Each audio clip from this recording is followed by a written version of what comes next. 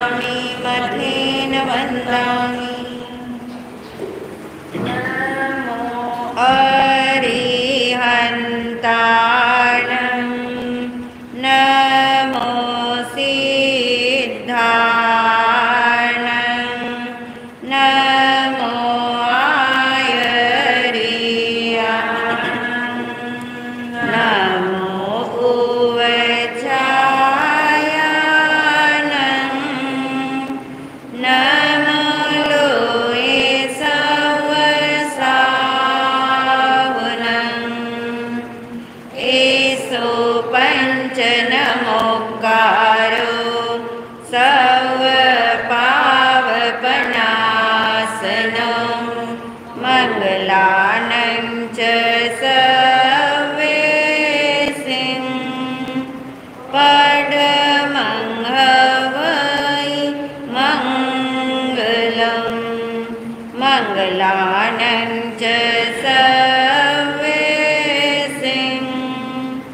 परमं हवै मङ्गलम्।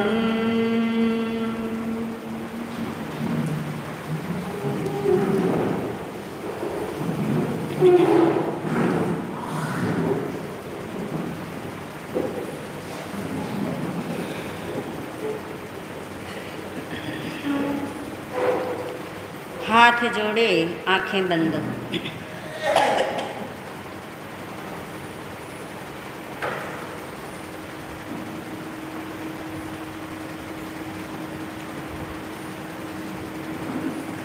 भगवान महावीर निर्वाण कल्याणक महोत्सव के उपलक्ष्य में अपने भीतर अहोभाव जगाएं।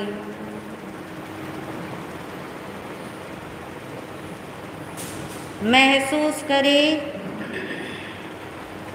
मेरा आज का दिन धन्य है जो मुझे जिन वाणी श्रवण का पावन अवसर मिला। मेरा जीवन धन्य है जो मुझे भगवान महावीर जी का शासन मिला।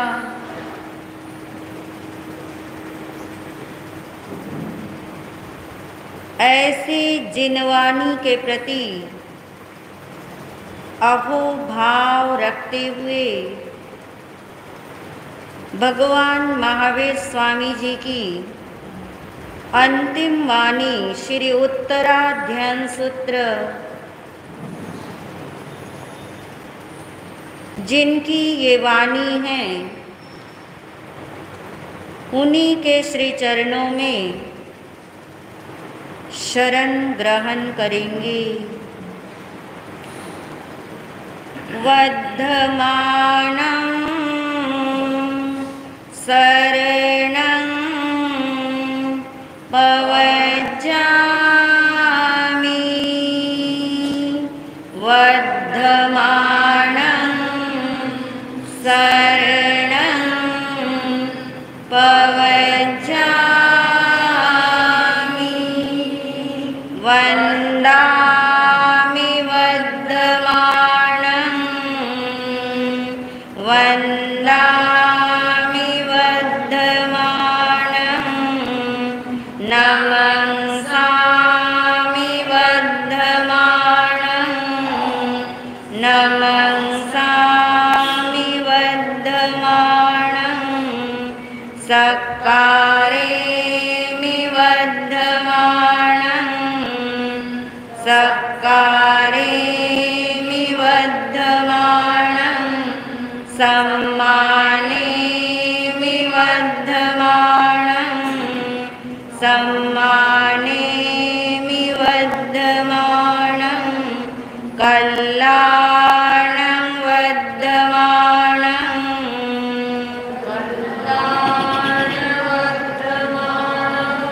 मङ्गलं वर्धमानं मङ्गलं वर्धमानं देवयं वर्धमानं देवयं वर्धमानं चे चेयं वर्धमानं चेयं वर्धमानं पज्जुवासामि वर्धमानं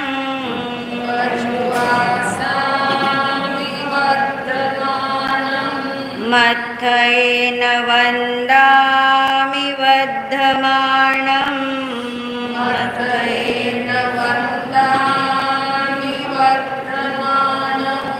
वर्धमानं शरणं प्रव्रजामि वर्धमानं शरणं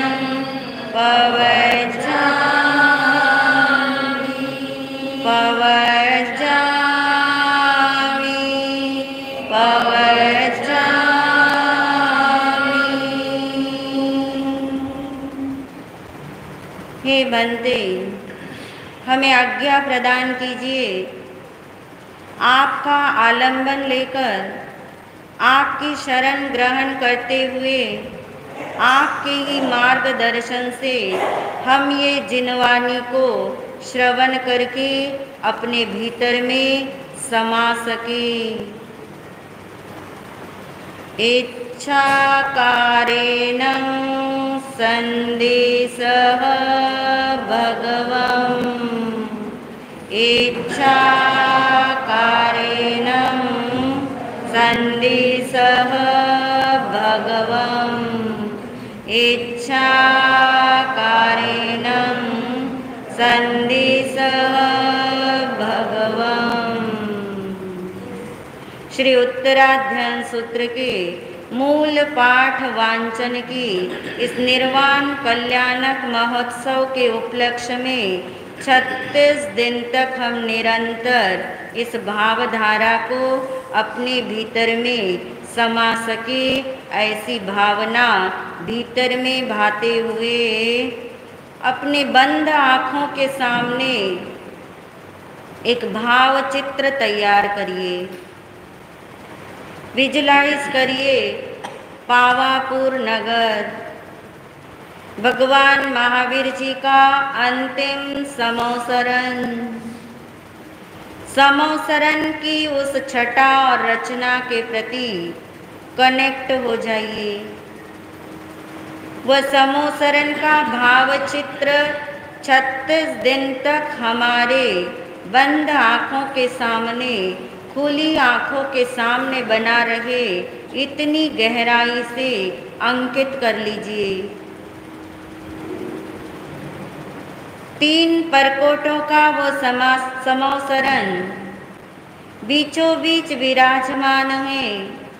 इस अवसर पे निकाल के अंतिम तीर्थंकर भगवान महावीर स्वामी जी पावापुर नगर के बाहर समोसरण के उस मध्य भाग में रत्न जड़ित सिंहासन पर 4 अंगुल ऊपर विराजमान अशोक वृक्ष के नीचे बैठे हैं। 3 छत्र भगवान के सिर पर हैं। दोनों तरफ देवता चमर डुला रहे हैं। भगवान का भामंडल चारों ओर जगमगा रहा है। आकाश में देवों के द्वारा 5 प्रकार की वृष्टि हो रही है। देवदुंद भी बज रही है और भगवान महावीर स्वामी जी की इस अंतिम देशना को सुनने के लिए इस दिव्य ध्वनि के इंतजार में 12 प्रकार की परिषद उत्सुक हैं। 4 प्रकार के देव हैं, 4 प्रकार की देवियां भी बैठी हैं। मनुष्य और मनुष्यनी भी हैं, त्रियंच और त्रियंचनी भी हैं। महसूस करिए अपने को उन समोसरण के बीच में हम भी हैं। उत्सुकता वैसी जगाइए, भगवान के प्रति अहोभाव लाते हुए ऐसी जिज्ञासा का भाव जगाए कि ये भगवान की अंतिम देशना, ये उत्तराध्ययन सूत्र का एक एक अध्ययन, एक एक शब्द मेरे जीवन में ऐसा रम जाए, ऐसा जम जाए, ऐसा समा जाए, ऐसा समा जाए कि ये निर्वाण तक पहुंचा दे। निर्वाण कल्याणक के उपलक्ष्य में अंदर में भावित करिए अपने आप को, मैं मोक्ष स्वरूपी शुद्ध आत्मा हूँ। मैं मोक्ष स्वरूपी शुद्ध आत्मा हूँ। मैं मोक्ष स्वरूपी शुद्ध आत्मा हूँ। इस भावधारा के साथ श्री उत्तराध्ययन सूत्र के मूल पाठ वांचन में आज पहले अध्ययन का मूल पाठ वांचन करेंगे। आंखें खोलें।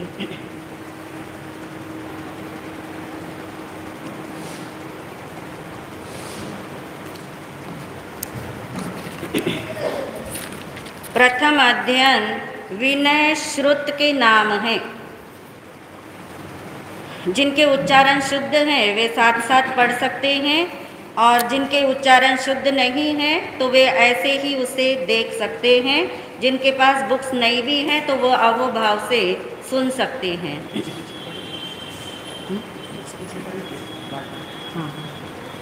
संजोग विपमुख स अनगारस भिकुनो विनयं पाहु करिसामि आनोपुविं सुने हमें आननिर्देश करे गुरुन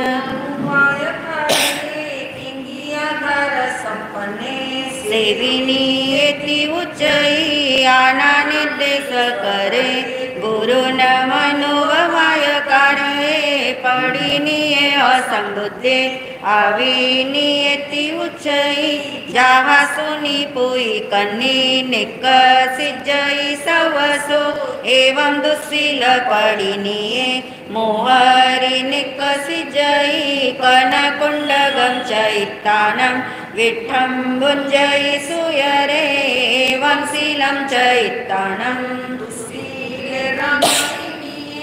सुनिया भावं सानस सुयरस नरसय विनय ठवेज अपनं छन्दो वियमपनो तम्मा विनय में सिजा शीलं पढ़िल भेजो बुद्ध पुत्तनिया गठे नानिक सिजई कनुई निसंते सिया बुद्धानं मति साया कठ जुतानि सिखी निरठानी उवजये अनुशासियो न कुपिजा कंतिम से विज पंडिये खुड्डें सह संसज्ञे आसम किरण चवंजये माया चंडालियं काशी बहुयं माया आनये काले नय अनुचिता तवो जय जय करो आहच चंडालियं कट्टो ननिन्न विजकयायि कडं कडेति भासेजा अकडं न कडेतिया मागलीय सेवक संवयन मिच्छे पुनः पुनः कसंवदतु मायुनो पावगं परिवजये अनासुवातुल वया कुशीलामिं पिचंडं पकरन्ति सीसा चित्तानुयालौ दको ववेयापसायते उदुराशयन्ति ना पुट्ठो वागरे किंची पुट्ठो वा नालियं वये ओम सत्यं कुवेजा दारे जपिय चेवदमेयवो अपावो खलु दुद्धमो अपादंतो सुहि होई असिंलोए परथय वरम में अपादंतो संजमेन तवेनय नाहं परे हिंदमंतो बंधने हिंगवहेय पडिनियं च बुद्धानं वाया अदुवकमुना आविवजयि वरहसे नेव न पक्कवो न पुरवो नेव किच्चन पिठवो न जुंजे ऊरो न मूरुं सयने नो पडिसुने नेव पलहत्यं कुजा पक्क पिंडं च संजये पाये पसारिये वाई न चिट्ठे गुरु नंतिये आयरिये हिंग वाहिंतो तुसीनी ओन कयाईवी पसाय पेहिनी आगठी उव चिट्ठे गुरुम सया लवंते लवंते वा ननिसी जकयाईवी चयु नमासनम दियो जो जतम पढ़ी सुने आसन गो न पूछे जाने वसे जागो कयाईवी आगम कुकुड़ो संतो पूछे जा पंजलि उड़ो एवं बिन सुतम अर्थम च तदुभयं पुच्छमानस शिशस वागरिज जासूयं मुसं परिहरे भिक्खुनय ओहारि निंगये भाषादोषं परिहरे मायं च वज्जये सया न लवेज पुट्ठ सावजं न निरठं न ममयं अपनठा परठा वा उभय संतरे नवा समरे सुआगारे सुसंधि यमहापहे एगो गथिये सद्दिम नेव चिट्ठे न संलवे जन्मे बुद्धानुशासन्ति सिये न फरुसे नवा ममला बोति पिहाये पयोतं पढ़ी सुने अनुशासन मुवायं दुःखडस्य हियं तं मनयि पन्नो देशं होय साहुनो हियं विगय भया बुद्धा फरुसं पियानुशासनं देशं तरोहि मूढानं खन्ति सोहि करंपयं आसने उव चिट्ठेजा अनुचे अकुकुये धीरे आपुठाई निरुठाई नेसिये जप कुकुये काले न निखमे भिक्खु काले नय पडिकमे आकालं च विवज्जिता काले कालं समय रे परिवाडिये न चिट्ठेजा भिक्खु दत्ते सनं चरे पडिरुवे न इसिता नियम काले न भक्कये नाई दूर मनासने नन्हे सिंह चकुफासो एवो चिट्ठे जपतथा लंघिता तंग नाई कमे नाई उच्चे वनिएवा नासन्ने नाई दूर ओ फासुयं पर कडम पिंडम पड़ी गायज संजय अप पाने अप दियमी पड़ी छन्नमी समूढ़े समयं संजय भुंजे जयं अपरिसाडियं सुकडिति सुपक्किति सुचिन्ने सुहाडे मणे सुनिठिये सुलठिति सावज्जं वज्जये मुनि रमये पंडिये सासं हायं बद्धं च वाहये बालं सम्मयि सासन्तो गलीय संववाहये खड्डुयामे च वेडामे उक्कोसामे वाहायमे कल्लान मनुशासन्तो पावदिठिति मन्नयि पुत्तो मे बायनाइति साहु कल्लान मन्नयि पावदिठि वो अपनं सासं दासिति मन्नयि न कोवये आयरियं अपानं पि न कोवये बुद्धो वगाई नसिया तोत्तगवेशये आयरियं कुवियं न च पत्तिये न पसायये विज्ज विज्ज पंजलि उडो वये जन पुनत्तिय धम्मजियं च व्यवहारं बुद्धे हायरियं सया तमायरन्तो व्यवहारं गरहं नाभिगच्छयि मनोगयं वक्कगयं जानेत्तायरियसौ तं परिगिज्जवायाये कम्मो न उववायये वित्ते अचोयिये निचं क्षिपं हवै सुचोयिये जहो वैठं सुखयं किच्चायि कुवै सया नच्चनमयि मेहावि लोहे कित्ति से जायये हवै किच्चानं शरणं भूयानं जगहि जहा पूज्या जस्स पश्यन्ति संबुद्धा पुवसन्तु या प्रसन्ना लाभयिष्यन्ति वियूलमठ्ठियं सूयं सपूज्य सत्ते सुविनय संशये मनोरयि चिट्ठयि कम्म समायारि समाहि समुडे महुज्जयि पंचवयां पालिया सदैव गंधर्व मनुष्य पूये चयित्तु देहं मलपंकपूवयं सिद्धे वा हवै सासये देवे वा अपरये महिड्ढिये तिब्बेमि।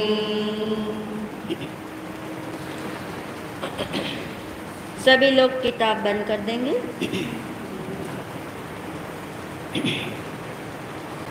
मैं हूँ आत्मा शुद्ध आत्मा शुद्ध आत्मा को नमन। मैं हूँ आत्मा शुद्ध आत्मा शुद्ध आत्मा की शरण। गुरुवंदना गुरुवंदना गुरुवंदना बारंबार। गुरुवंदना गुरुवंदना गुरुवंदना बारंबार।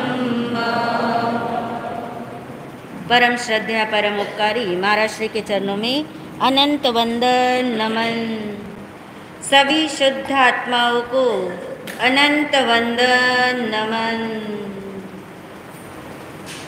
भगवान महावीर निर्वाण कल्याणक महोत्सव के उपलक्ष्य में हम सुनने जा रहे हैं श्री उत्तराध्यान सूत्र का विवेचन। अभी हमने मूल पाठ का वांचन किया और आप सबको पता है भगवान महावीर स्वामी जी का निर्वाण कहाँ हुआ था?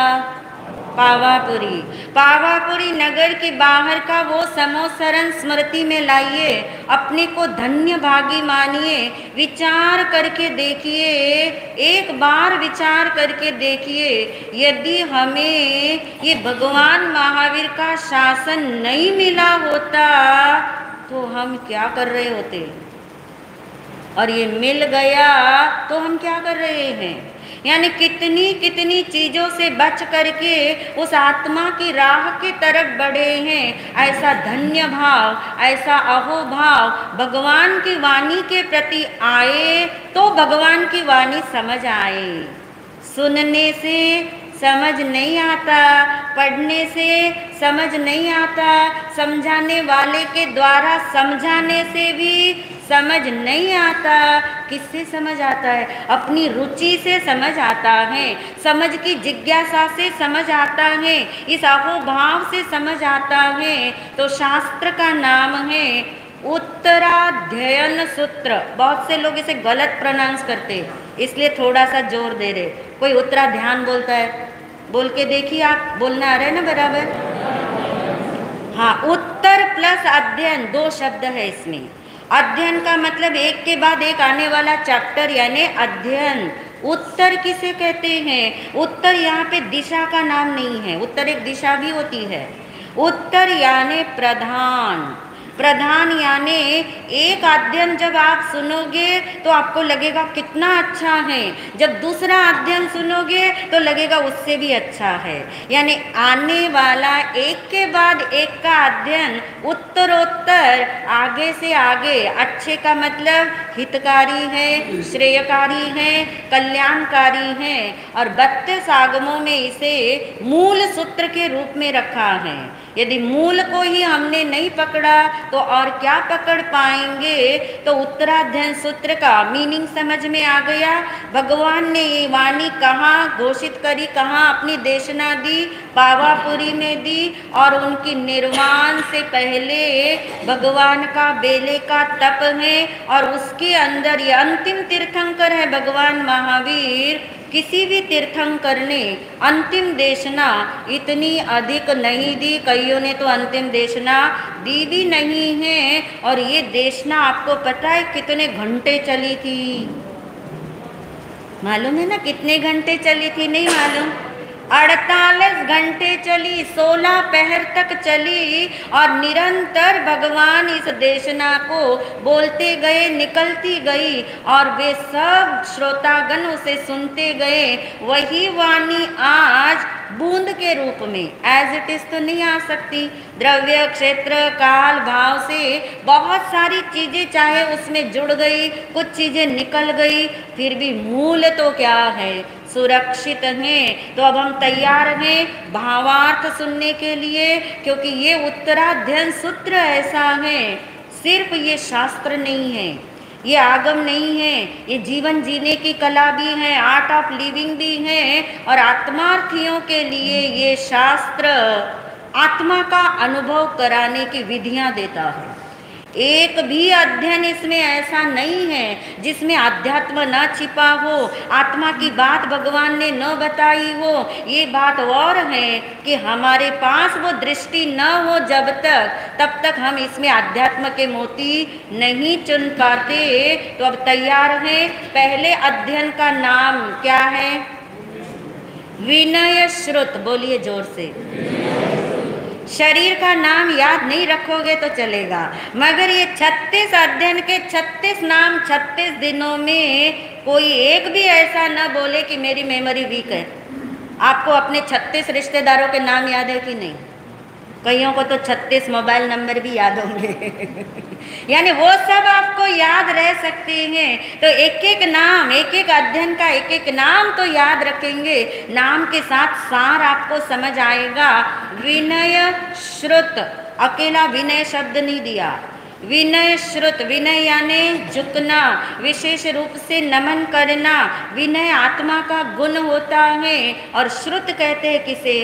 ज्ञान, यानी ज्ञान पूर्वक झुकना। झुकते तो सभी हैं, कोई लालच से झुकते हैं, कोई डर से झुकते हैं, कोई स्वार्थ से झुकते हैं, कोई किसी को पाने के लिए झुकते हैं। मगर ये झुकना वो झुकना नहीं है। कोई शरीर से झुकते तो मन से नहीं झुकते, कोई मन से भी झुक जाते तो शरीर से नहीं झुकते।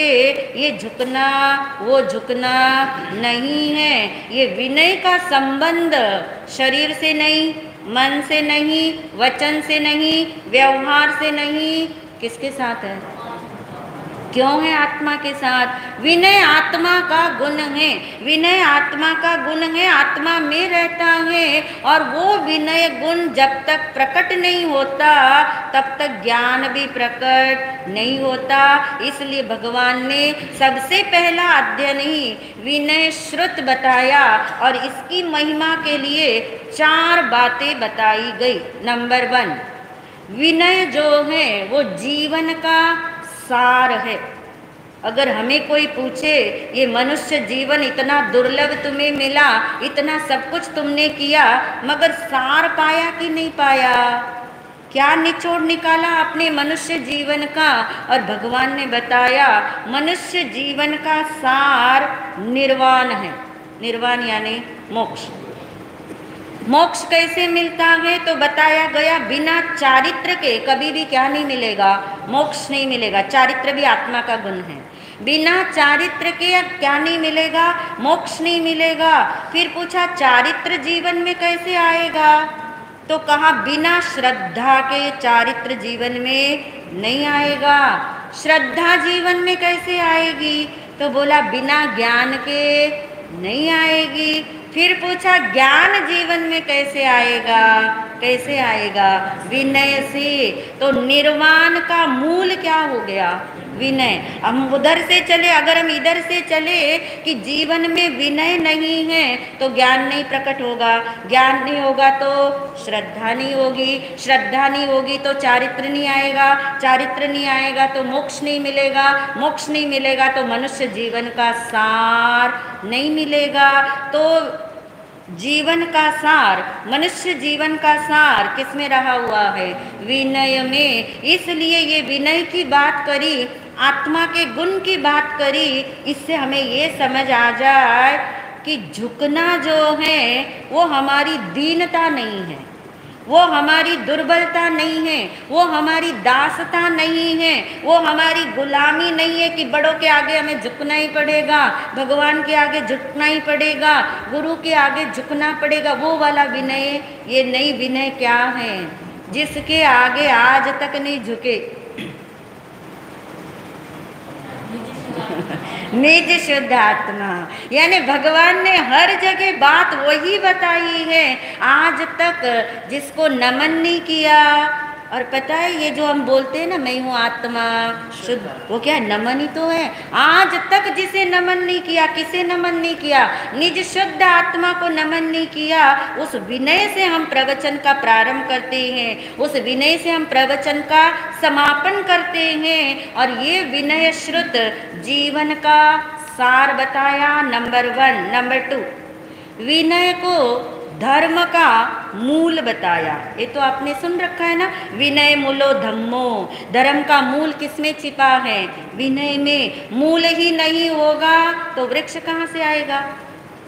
मूल ही नहीं होगा तो फूल कहाँ से खिलेंगे? जीवन में विनय ही नहीं आया, इस निशुद्ध आत्मा को ही नमन नहीं हुआ तो न सम्यक दर्शन मिलेगा, न केवल ज्ञान मिलेगा, और मोक्ष की तो बात ही मत पूछो, बिना नमन के वो भी नहीं मिलेगा। इसलिए धर्म की नींव बोला, धर्म क्रिया की नहीं। समझ पा रहे ना? धर्म क्रिया में जो हम नमन करते वो मन वचन काया का नमन करते हैं। धर्म का मतलब स्वभाव, धर्म का मतलब ही गुण है। तो उस गुण का सभी गुणों के मूल में किसे बताया? विनय को बताया, धर्म की नींव बताया। और तीसरी बात इस अध्ययन में बताई, विनय जो है वो आभ्यंतर तप है। ये तो आपको पहचान होगी ना, 12 प्रकार के तप हमने जाने थे, उनमें विनय नाम का क्या है? तप है। यानी सिर्फ खाना पीना त्याग करना उसका नाम तप नहीं। विनय को भी क्या बताया? तप। तप का मतलब क्या है? तत्काल पहुंचा दे। जैसे ही विनय का गुण भीतर में प्रकट हुआ नहीं कि सारे गुणों का क्या हो जाता है? प्रकटीकरण हो जाता है। इसलिए इसे आभ्यंतर तप बताया। नंबर 4, विनय जो है समाधि स्थान है। समाधि स्थान यानी समाधि किसे कहते? शांति। बेचैनी जब हमें होती है तो हम कहते चैन नहीं आ रहा। चैन मिलना, शांति मिलना, अंदर का सुकून मिलना, इसका नाम क्या है? समाधि स्थान। आप देखिए कहीं ना कहीं हमारा मन अहंकार में अटक जाए तो सुख शांति चैन सब गायब हो जाता है। फिर आप सोचते हो नींद नहीं आ रही, आप सोचते हो ये बात अंदर से नहीं निकल रही। क्यों नहीं निकल रही? समाधि क्या हो गई? भंग हो गई। क्यों समाधि भंग हुई? अहंकार के कारण से हुई। अहंकार जहाँ पे वहाँ क्रोध भी है, माया भी है, लोभ भी है। सारे विकार जब हम पे हावी होते हैं तो हमारी अंदर की शांति समाधि चैन खो जाता है। इसलिए भगवान कहते हैं विनय समाधि स्थान है। यदि आप विनय की तरफ आ गए, झुकने की तरफ आ गए, वो आपको याद आया जिसको आज तक नमन नहीं किया, तो विकार बाहर रह जाते हैं और आपकी दृष्टि अंदर आ जाती है।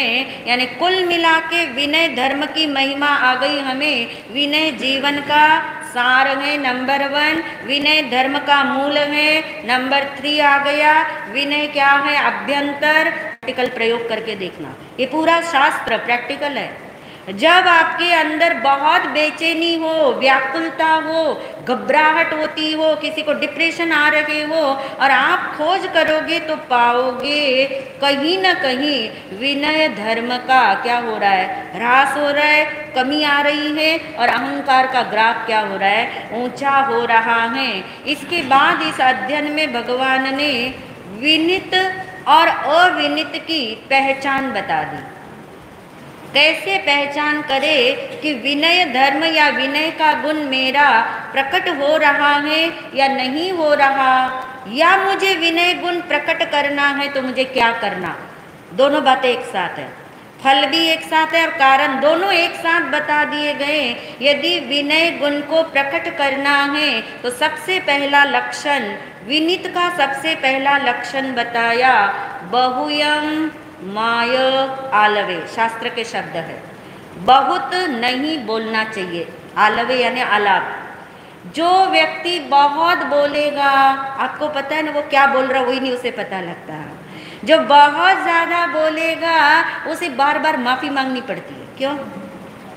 अरे मेरे मन में तो ये बात नहीं थी, पता नहीं जबान से मेरे कैसे निकल गई। ये बोलने की आदतों से होता है। जो बहुत बोलते हैं वे पर्स के साथ जुड़ते हैं, जो कम बोलते हैं उनको मौका मिलता है कहाँ जुड़ने के लिए, अपने साथ। इसलिए भगवान ने कहा अपनी तरफ आना है तो सबसे पहले जो बोलने की गहरी आदतें हमारे अंदर हैं, कहते बोल बोल करके इंसान ने भाषा का भी महत्व घटा दिया और अपना भी महत्व घटा दिया। इसलिए कहा जो जितना मौन धर्म की तरफ आएगा, मौन रहेगा, वो अपने से कनेक्ट होने का अवसर साध सकता है। दूसरा लक्षण बताया जिसके अंदर सरलता हो। कड़म कड़ेत्ती भाषज्जा अकड़म न कड़ेत्ती, शास्त्र की वचन है। जो किए को किया कहे, अन किए को अन किया कहे। यानी अगर मैंने ये किया है, चाहे अच्छा काम बुरा काम कुछ भी हो, किया है तो उसको किया बताए, नहीं किया है तो बताए, इतना साहस रखे कि ये काम मैंने नहीं किया। आप समझ रहे होंगे मैंने किया, मगर ये मेरा काम नहीं है, मैंने किया नहीं है। वरना क्या होगा, जो नहीं किया उसको भी बताएंगे तो कपट आएगा, जो किया है उसे किया नहीं कहेंगे तो मायाचारी हो जाती है, और जहाँ मायाचारी होगी वहाँ विनय गुण प्रकट होने वाला नहीं है। ये दूसरा लक्षण बता दिया गया। तीसरा लक्षण बताया गया कि जब ये विनय गुण या विनित का जो लक्षण है उसके अंदर ये देखा जाता है, कोहम असच्चम कुवेज्जा। कोहम यानी क्रोध, असच्चम वो क्रोध को असत्य कुवेज्जा कर देता है। क्रोध यानी क्या, कर्म का उदय है ना क्रोध। कौन से कर्म का उदय है, कौन से कर्म का उदय है, क्रोध। मोहनीय कर्म, मोहनीय कर्म के उदय से क्रोध आया। क्रोध कहाँ आया, मेरे स्वरूप में आया नहीं, कहाँ आया है, वो कर्म के उदय में है। जहाँ कार्बन शरीर है वहाँ कर्म है, वहीं पे कर्म का क्या है, उदय है। तो उस उदय को जो असत्य करता है, शास्त्र के शब्द है बड़े सुंदर हैं, असत्य करता है। असत्यम यानी असत्य, कि ये क्रोध मेरे स्वरूप में नहीं आया, जहाँ मैं हूँ वहाँ वो नहीं आया। यदि क्रोध के काल में कोई ऐसा जान ले तो क्रोध असत्य हो जाता है। समझ आई बात। क्रोध के क्षण में कोई ऐसा जान ले, क्या जान ले, क्रोध कहाँ आया, मेरे स्वरूप में। अब मैं स्वरूप नहीं बताऊंगी, स्वरूप आपको पक्का है। क्रोध मेरे स्वरूप में नहीं आया, और क्रोध जहाँ आया वहाँ मैं हूँ कि नहीं, वहाँ मैं नहीं हूँ। यानी मैं तो कहाँ हूँ, स्वरूप में हूँ। तो क्रोध जहाँ मैं हूँ वहाँ नहीं आया, और जहाँ क्रोध आया वहाँ मैं नहीं गया। तो जो आता है जो जाता है वो असत्य है, वो मेरे लिए सत्य नहीं है, वो टेम्पररी है, वो संयोग है, वो आनी जानी चीज है, वो मेरा स्वभाव नहीं है। जो इस कला को जानता है उसके भीतर में प्रकटीकरण होता है किसका, विनय गुण का। अगर इतना भी हम याद रखेंगे, बहुत सारी बातें इसमें, इतना भी यदि हम याद रख पाएंगे कि विनय गुण को मुझे प्रकट करने के लिए क्या याद रखने वाले हो, याद रखना है सब। हम आपको उतना ही बताएंगे जितना आप याद रख सकते, और जितना आप याद रखने की कला क्या है, प्रैक्टिकल करना। जितना प्रैक्टिकल करोगे कि मुझे जितना हम बोलते हैं, बोलने की आदत को कम करेंगे, सरलता के लिए क्या करेंगे, जितना किया उतना ही बताएंगे। और क्रोध तो सबकी रोजमर्रा की समस्या है, उसमें प्रयोग करके देखेंगे। तो यही विनित के लक्षण हैं, और यही विनय गुण प्रकटाने के क्या है, उपाय हैं। इसी शास्त्र के अंदर भगवान ने इसी अध्ययन में ये भी बता दिया अविनित की पहचान क्या है, अविनित कैसा होता है, और उसे उपमा दे के बताया। अविनित का जीवन ऐसा है जैसे सड़े कान वाली कुतिया। उपमा दी, 3 उपमा दी यहाँ पे। एक उपमा दी सड़े कान वाली कुतिया। अब सड़े कान का क्या मतलब है, कुतिया तो है, मगर जिसके कान सड़े हुए होंगे उसके साथ क्या हो रहा होगा? मक्खियां बिन बिन आ रही होगी, बदबू आ रही होगी, वो खुद भी परेशान हो रही होगी। और यदि वो ऐसी कुतिया किसी के घर के आंगन में या दरवाजे पे भी आ जाए, कौन उसे टिकने देता है? टिकने देता है कोई उसे? नहीं टिकने देता। क्यों नहीं टिकने देता? क्योंकि कोई उसे पसंद नहीं करता। ऐसे भगवान ने कहा अहंकार जो है, विकार जो है, उसका प्रतीक ये बताया। अहंकारी व्यक्ति के साथ कोई रहना ही नहीं चाहता, टिकने ही नहीं देता, सब उसे परे करना चाहते हैं। ऐसी उपमा दी गई अविनीत व्यक्ति की। दूसरी उपमा दी गई अड़ियल घोड़ा। घोड़ा तो है मगर जगह जगह क्या होता है? अड़ता है। अड़ता है तो फिर क्या दिखाना पड़ता है? दिखाना ही नहीं पड़ता, लगाना भी पड़ता है। और अड़ियल का मतलब दिखाओ, लगाओ, फिर भी मैं तो चलने वाला। ये अविनीत का लक्षण बताया। तीसरी उपमा दी गई इसी अध्ययन में सूअर की, कि सूअर के सामने कोई चावल का कुंड रखे, मगर वो चावल का कुंड छोड़ करके विष्ठा को ही क्या करता है? भक्षण करता है। ऐसे अविनीत व्यक्ति का लक्षण बताया। इतना अच्छा सब कुछ मिलने पर भी उसे अच्छा दिखाई नहीं देता और बारंबार बुराई की तरफ, विकारों की तरफ भागता है। ये इस अध्ययन का संक्षिप्त सार है और इसमें बहुत सुंदर अध्यात्म भी छिपा है। अध्यात्म यानी आत्मा की बात। इसका जो प्रारंभ बिंदु है, दो शब्द जहाँ से ये अध्ययन स्टार्ट हुआ, जहाँ से उत्तराध्ययन सूत्र की देशना, भगवान ने अंतिम देशना में सिर्फ उत्तराध्ययन सूत्र ही नहीं बोला, उससे पहले भी देशना चली थी। मगर जब उत्तराध्ययन सूत्र बोलना स्टार्ट किया तब पहला शब्द उनके मुख से निकला संजोगा विपमुक्कस, और इसी में पूरे आत्मा के अनुभव की कला छिपी है। संजोगा आपको जल्दी समझ आ जाएगी क्योंकि भूमिका सबकी बनी है। संजोगा यानी संयोग। विपमुक्कस, हे आत्मन तू संयोग से रहित नहीं है। भगवान ने शब्द मुक्कस नहीं दिया, क्या दिया? विपमुक्कस, तू अभी संयोग से रहित नहीं, संयोग के साथ है। याद आ गए संयोग आपको? शरीर, राग द्वेष, विकार आदि ये सब क्या है? कर्म, संयोग। तू अभी संयोग से रहित नहीं है, मगर संयोग के साथ होते हुए भी तू अपने आप को विपमुक्कस यानी संयोग से भिन्न जान। संयोग से रहित जान नहीं बोला, कितनी सुंदर बात है। यहीं से अध्यात्म निकला है, यहीं से आत्मानुभव की कला निकली है। जिनकी दृष्टि है वो इस उत्तराध्ययन को आगे पढ़ ही नहीं पाएंगे। इसी दो शब्दों से उनका कल्याण हो जाता है कि संयोग को भगवान ने साथ में बताया, मगर तू संयोग से अपने को क्या देख? जुदा देख, भिन्न देख। भिन्न देखेगा तो एक दिन क्या हो जाएगा? रहित हो जाएगा। ऐसा अध्यात्म सार इस उत्तराध्ययन सूत्र के पहले अध्ययन में छिपा है। और आज यदि निर्वाण कल्याणक के लिए, मनाने के लिए नहीं, अपनाने के लिए हम तैयार हुए हैं तो आपने ये सार चाहो तो लिख लेना, चाहो तो 5 व्यक्तियों को बता देना, ताकि पर्पस क्या है? अपने भीतर में ये सार समा जाए। अध्ययन का नाम भी याद रख के आना और सार अंदर में समाने की कोशिश करेंगे तो इन 36 दिनों में आप पाओगे आपका अंदर का स्ट्रक्चर बदल जाएगा। बाहर में तो जैसे है वैसे ही रहोगे, अंदर की मान्यता पे प्रहार हो जाएगा। अंदर में कुछ ऐसा खिल जाएगा जो अपने आप हमें एक दिन निर्वाण की तरफ ले जाए। इन्हीं भावों के साथ ओम शांति।